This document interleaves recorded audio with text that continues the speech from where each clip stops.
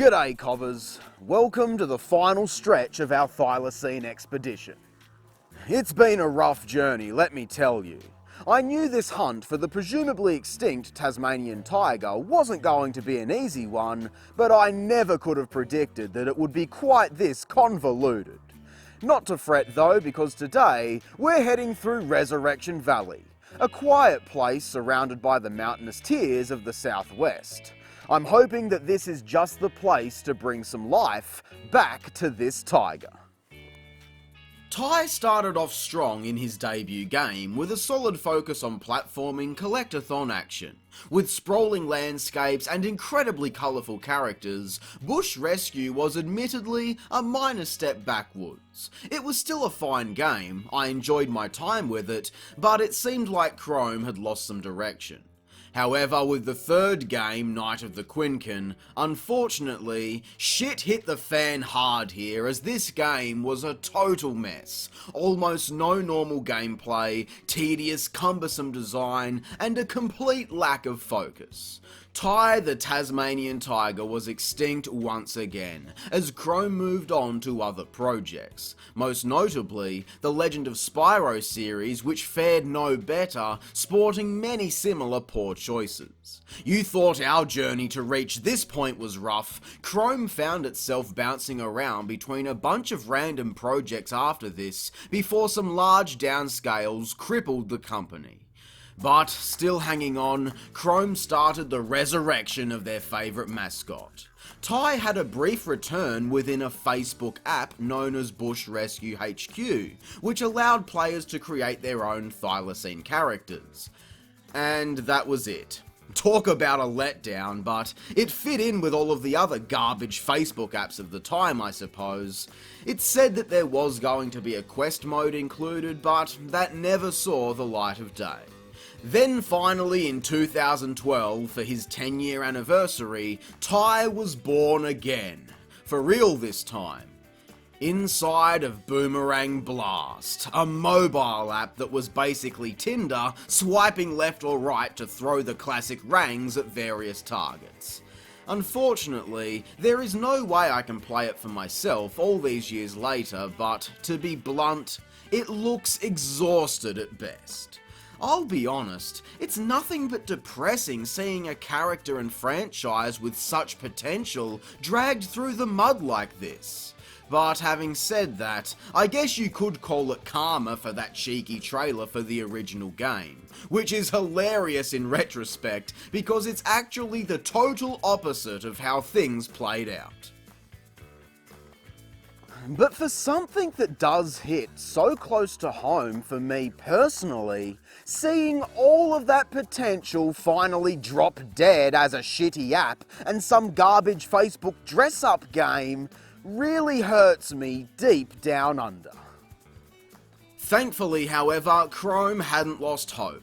Initially releasing in 2013 via the Windows 8 store, and finally reaching Steam in 2015, Ty the Tasmanian Tiger 4 brought the Bush Rescue team back for a new adventure. Ty was officially back to life, with some whopper music skills and HD re-releases of the original trilogy to come the following years.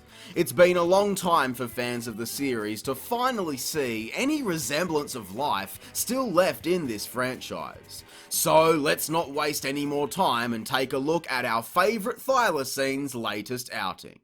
The story starts off with a reintroduction to our Outback friends. Dennis is relocating his Thunder Egg Museum when the entire building just slides off down the hill, and of course, Ty needs to save the day. This is our quick tutorial stage, and wow, just look at this game. Rather than go with another 3D title, the indie team at Chrome opted for a 2D side-scrolling format similar to the Game Boy Advance titles. I cannot argue with that decision, honestly. The footwork in those games was very enjoyable, and just this first warm-up is really getting me excited to play this.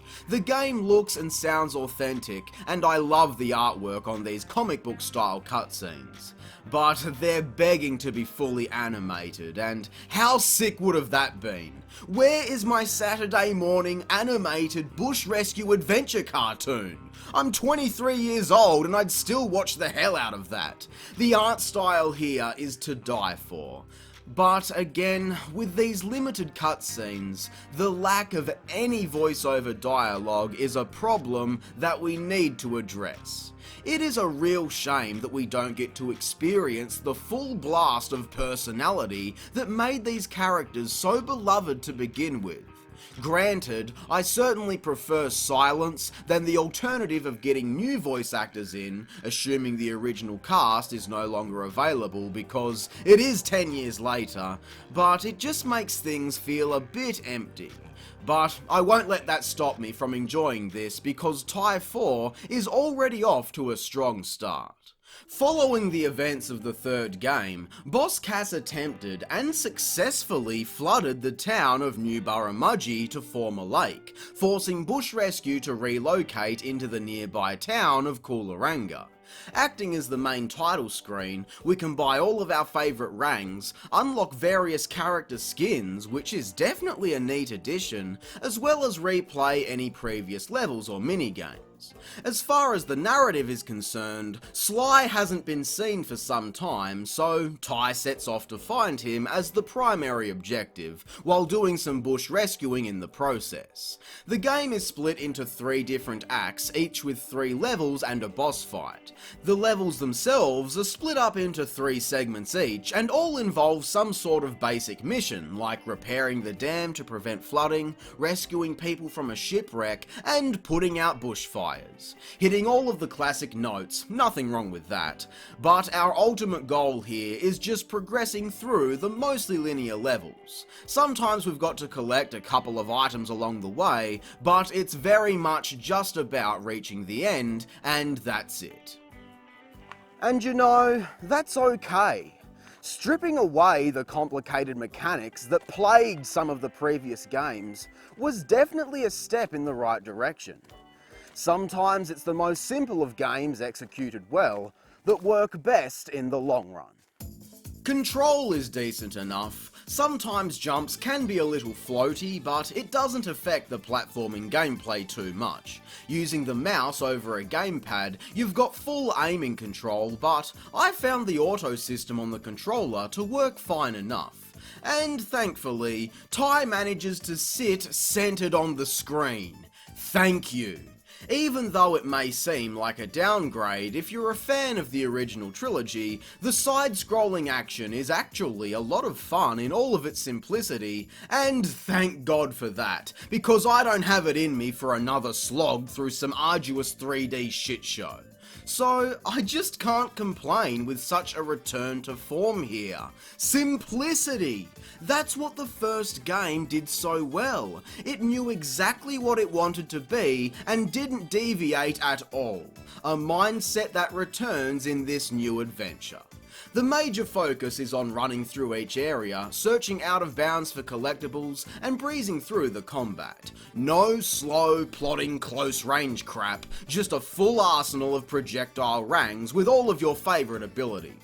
Unfortunately, they're all still massively situational and lacking any value or purpose. They're basically just neat skins more than anything else, and it's crazy that they never did get the rangs right across 6 games now. That's impressive. Impressively pathetic. Ty 4 introduces a new Supercharged Throw ability for taking down stronger enemies, which is something I guess. I just wish it didn't slow down the pace of gameplay to a complete halt. And that's it. That's the new game. What else needs to be said really? It's a return to many of the strong points I believe made the original game great in the first place. But I think Chrome took the going backwards format a little too far in some areas. While running around, Fluffy makes an appearance. Really? The dead character? We're just going to bring them back now. As a villain, by the way, ignoring all of the character work that we didn't do in Ty 3 to turn them good, and then just immediately destroy them in one of the most abysmal boss fights I've ever played. Seriously, Papu Papu had a more interesting battle pattern than we get here, and that fat lump literally turns in a circle. Ultimately, it's revealed that it was a robot all along, so without any fanfare for that big moment, we set off to do more chores. At least that epic 2-minute finale to Act 1 stays true to the consistent quality of boss fights we've had, as they were never this series' strong point. But at least it's over with quickly, I will say that. A lot of the fights in previous games dragged on way too long. But that concept of dragging things out past their welcome has started creeping into the main levels now. Splitting each of these into 3 parts, all within the same area, can be a bit tiresome as certain themes seem to feature a lot of dead ends. Most of these are for the collectibles, but the backtracking is never nice. Even staying on the main path and ignoring all of that, still, some of these levels can go on and on at times. And don't get me wrong, the level design is still lots of fun and visually they're all gorgeous, but the extended time spent in each area really hurts this game's soundtrack. First, I will say that I love all of the music in this game. It's maybe not as good as the classic soundtracks, but everything here is still magic to my ear holes. The problem is that each track is only a brief loop, and much like the first game in the series, with its super expansive levels, the music grows tiring hearing it over and over and over again, which ultimately hurts the gameplay because it gets boring. Yes, Ty doing footwork is all I ever wanted from this series, but this gameplay isn't nearly as involved as the 3D format, so it honestly wouldn't hurt to have some different gameplay styles here to break everything up. Thankfully, we do actually get some brief mini-games on the side. We've got ring races, gauntlet runs, skydiving, like the first game, remember? Wow, we've even got to chase down and catch a turkey. For some reason. Well, what do I gotta chase a chicken for? It's embarrassing, you know? Go on and get him! Get him, get him, get him! Come on, what's the matter with you? Get him! I feel like a Kentucky Fried Idiot. As minor as it may seem, having the option to play a quick distraction on the side can be enough to help you get through some of the more expansive levels. But I know what you're all wondering, is any of this all that interesting in the grand scheme of things? No, but it doesn't really need to be. Even though this game is not anything special at all, I really don't think that it's trying to be special. Ty 4 is simply a new experience for old time's sake, which ironically is also the game's biggest flaw. Now all of a sudden, Sly is found, and of course, he's also back to a path of evil. Are you noticing the lazy pattern here? We get to ride on Bull the Razorback in another brief boss fight against Sly, accompanied by a whammy butchered remix of the Outback Safari theme from the first game.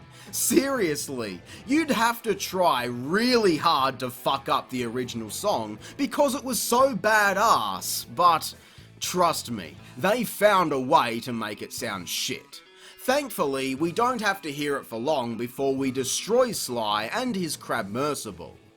And he was a robot all along. who would have guessed?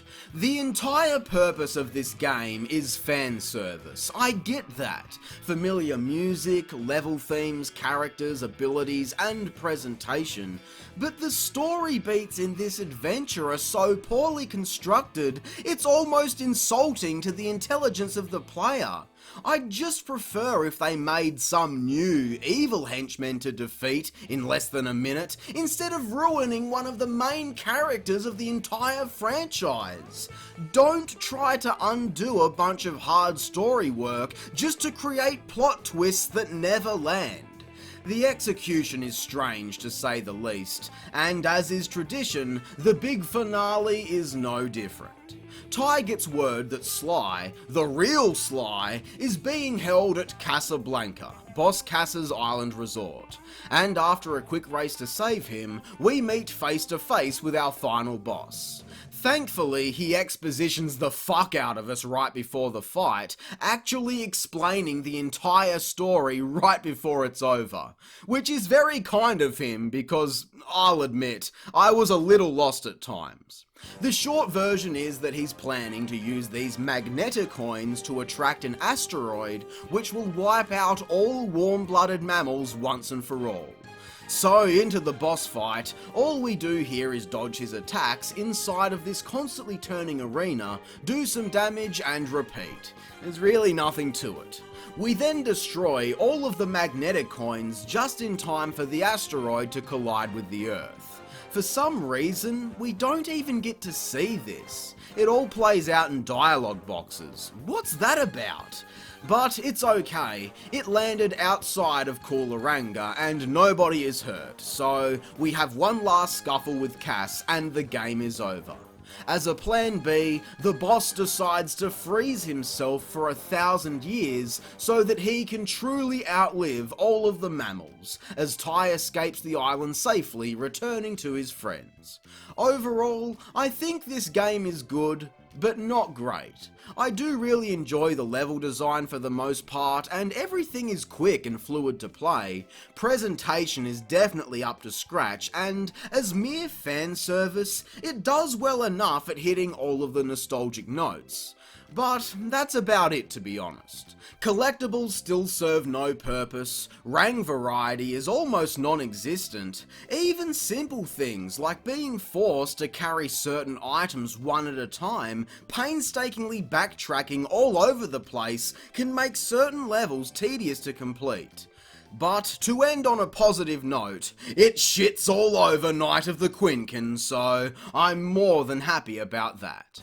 Visually and audibly, this is as familiar as ever, and while certainly not perfect, exploring each new level is just as exciting as exploring the original game.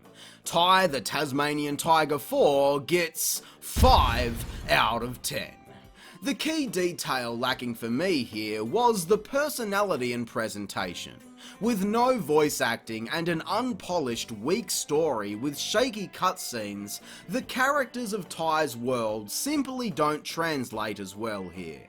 It's still a very fun game despite this, but with nothing else beyond the main story to play, unless you care about worthless collectibles, it's just an average experience without a whole lot more to offer. And that's fine. Like I mentioned earlier, this wasn't supposed to be Ty 4. It was instead just a bit of fan service designed to hopefully resurrect the Tiger, only retroactively made the official 4th game in the series. Ty's fate was an unfortunate one, but much like his real-life brothers and sisters, he'll live on in our memory. He'll also live on thanks to all of the HD re-releases coming to modern systems that were successfully kickstarted back when this crazy Tasmanian Tiger expedition began. So, with some new life finally breathing through this previously dormant franchise, I guess that's where our adventure to find one of these magnificent beasts alive comes to an end. As much as the people of Tasmania want to believe that the Thylacine is still out there somewhere today, the crude photo evidence and supposed sightings for me only make the extinction far more concrete. But if all that remains of them is an incredibly inspirational myth, then their legacy has grown to be their ultimate resurrection.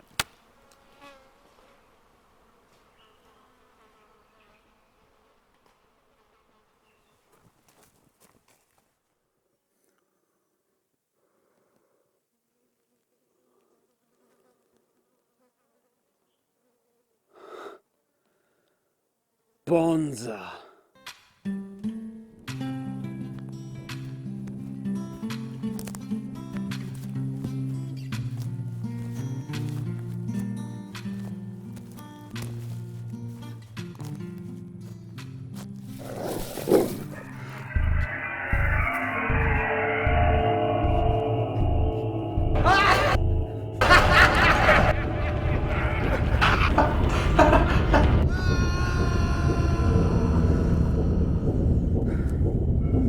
You know what you need to do. Now, kill it!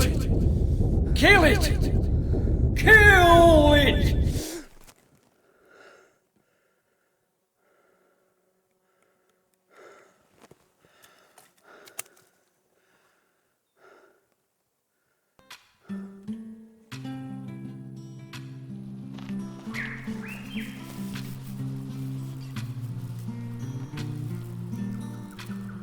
Wow. Just look at how gorgeous he is. And you know what makes this moment truly special? This could very well be the last time that we ever see one alive. Go on, get out of here, mate.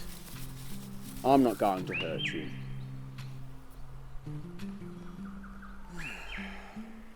Well, I hope you enjoyed tagging along with me on this journey across the stunning Tasmanian wilderness. Be sure to leave a like, subscribe and share the videos with your friends and on social media.